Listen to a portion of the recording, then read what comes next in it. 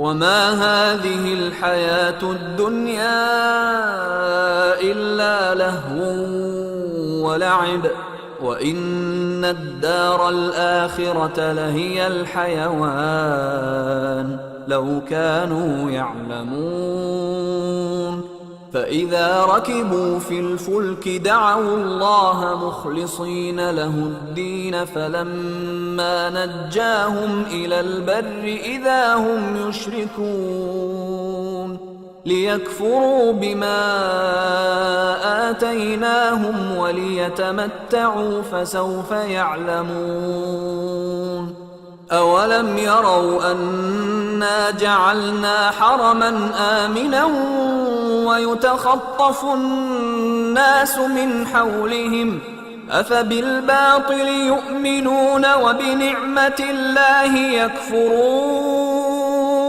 ومن أظلم ممن افترى على الله كذبا أو كذب بالحق لما جاءه أليس في جهنم مثوى للكافرين والذين جاهدوا فينا لنهدينهم سبلنا وإن الله لمع المحسنين۔ اور یہ دنیا کی زندگی تو صرف کھیل اور تماشا ہے، اور ہمیشہ کی زندگی کا مقام تو آخرت کا گھر ہے۔ کاش یہ لوگ سمجھتے۔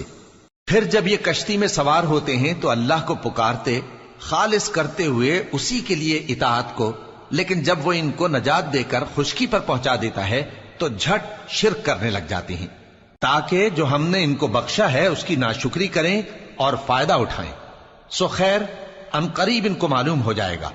کیا انہوں نے نہیں دیکھا کہ ہم نے حرم کو مقام امن بنایا ہے اور لوگ ان کے گرد و نواح سے اچک لیے جاتے ہیں؟ کیا یہ لوگ باطل پر اعتقاد رکھتے ہیں اور اللہ کی نعمتوں کی ناشکری کرتے ہیں؟ اور اس سے بڑا ظالم کون جو اللہ پر جھوٹ بہتان باندھے یا جب حق بات اس کے پاس آئے تو اس کی تکذیب کرے؟ کیا کافروں کا ٹھکانہ جہنم میں نہیں ہے؟